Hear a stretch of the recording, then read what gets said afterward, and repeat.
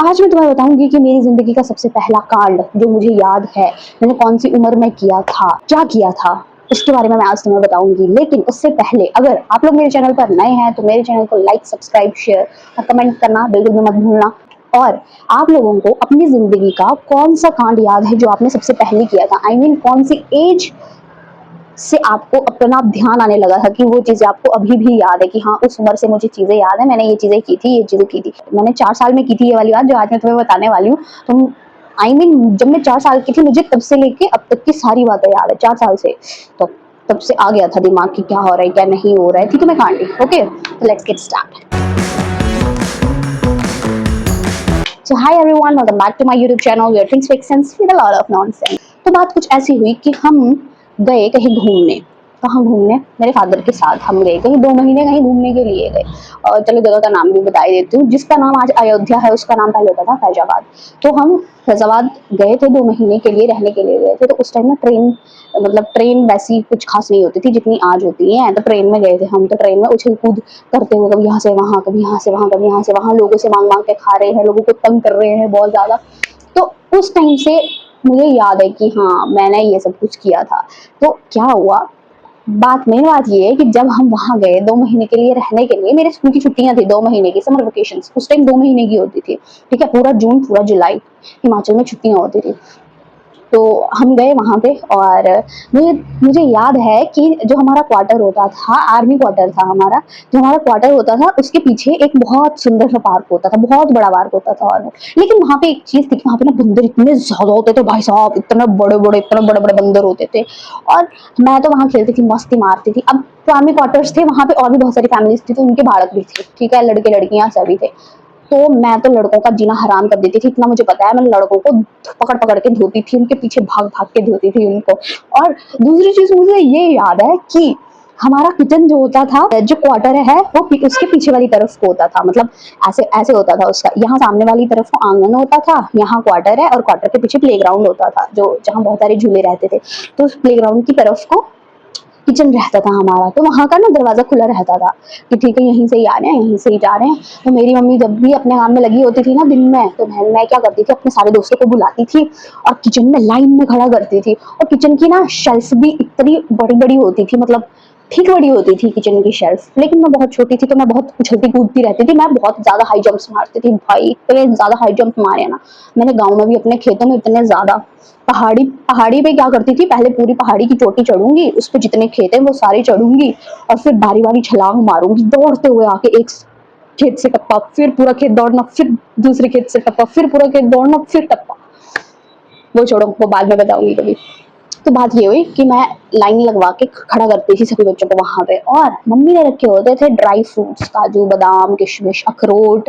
तो मेरे को उस टाइम में बहुत ज्यादा खाती थी, बहुत ही ज्यादा खाती थी ड्राई फ्रूट्स। मैंने क्या करना, मैंने उन बच्चों को लाइन में लगा देना, खुद शेल्फ के ऊपर चढ़ जाना, मम्मी का डब्बा खोल के मिक्स करे होते थे एक ही डब्बे में, ऐसे मुट्ठी भर भर के, चलो 1 नंबर, चलो दूसरा नंबर, चलो तीसरा नंबर, चलो सबको मुट्ठियां मुट्ठियां बांटती थी और खाली कर देती थी। और मम्मी सोची कि ये मेरे ड्राई फ्रूट्स जा कहाँ रहे हैं, जा कहाँ रहे हैं, देखती हूँ जरा, चेक करती हूँ जा कहाँ रहे। और भाई एक दिन मम्मी ने रेड मार दी। एक दिन मैं फिर वैसे कर रही थी और मम्मी ने रेड मार दी, फिर जो मम्मी ने पकड़ के धोया है, ऐसा धोया है उसके बाद मैंने कभी नहीं खिलाए, कभी बुलाया भी नहीं उनको अपने घर पे। फिर मैं उनके घर पे जाती थी चौधरी करने, मैं उनके घर पे जाती थी तबले बजाने, उनके माँ बाप को परेशान करने, क्योंकि मेरी मम्मी ऑलरेडी परेशान हो चुकी थी। तो फिर मैं जाती थी लोगों को घर पे, लोगों को परेशान करने। और वहीं का ही एक इंसिडेंस ऐसा है कि एक बार मैं उसी प्लेग्राउंड में खेल रही थी जो हमारे क्वार्टर के पीछे वाली तरफ था। और मैं, जैसे मैंने बताया कि बड़े बड़े बंदर होते हैं, तो मेरी मम्मी ना वहाँ चावल साफ कर रही थी, बैठ के पीछे वाले बरामदे में चावल साफ कर रही थी और मैं वहां खेल रही थी। तो एक बड़ा सा बंदर आया और उसने मुझे पकड़ लिया और वो मुझे ले जाने लगा। भाई अगर वो मेरे को ले जाता ना उस दिन, मैं आज यहाँ तुम्हारे सामने बैठ के यहाँ बड़बड़ नहीं कर रहा होता, तुमको ये स्टोरी नहीं सुना रहा होता मैं आज तुमको। मेरी मम्मी को एक बड़ा सा डंडा दिखा, मम्मी ने उठाया और वहीं पे मारा बंदर के पिछवाड़े पे। तेरी ऐसी मेरी बेटे को हाथ लगाए, मेरी बेटी को हाथ लगाएगा। आज मैं सोचती हूँ कि मम्मी भी रिग्रेट करती होगी कि मैंने उस दिन इसको क्यों बचाया होगा, क्यों नहीं ले जाने दिया उस बंदर को। और एक और इंसिडेंस है उसी प्लेग्राउंड का।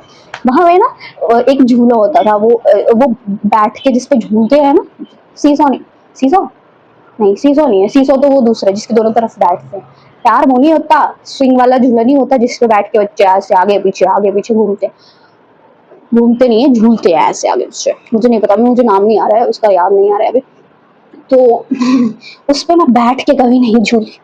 मुझे एक बार उस पे बैठ के झूलना आ गया, फिर मैंने उस पे खड़े होकर झूलना शुरू किया, और मैंने तो शुरू किया ही, मैंने बाकी बच्चों को भी सिखा दिया, सबके सब लंठर बना दिए एक नंबर के, चलो भाई तुम भी ऐसे करो। और एक बार की बात है, मैं खड़े होकर झूल रही थी, उस झूले पे ऐसे पकड़ा हुआ था और खड़े होकर झूल रही थी, और ये मेरे को मस्ती चढ़ी। मैं कहा भाई इतना हौले हौले तो क्यों ही चल रहा है ये।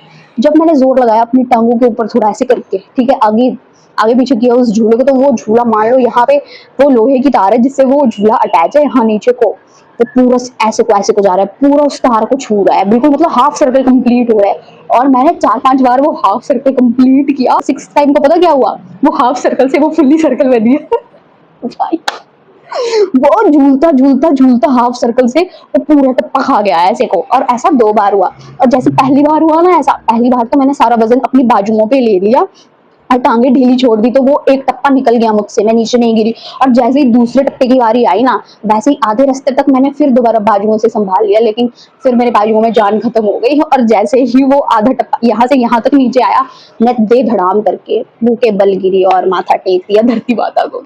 और ऊपर से मम्मी से टांगे तुड़वाई, वो अलग, पहले सिर तुड़वाया झूले के ऊपर झूल के गलत तरीके से, फिर मम्मी से टांगे भी तुड़वाई, बोला करेंगी आज के बाद करेंगी आज, मम्मी नहीं छोड़ दो, नहीं करूंगी, एक तो पहले ही दर्द हो रहा है, नहीं करूंगी।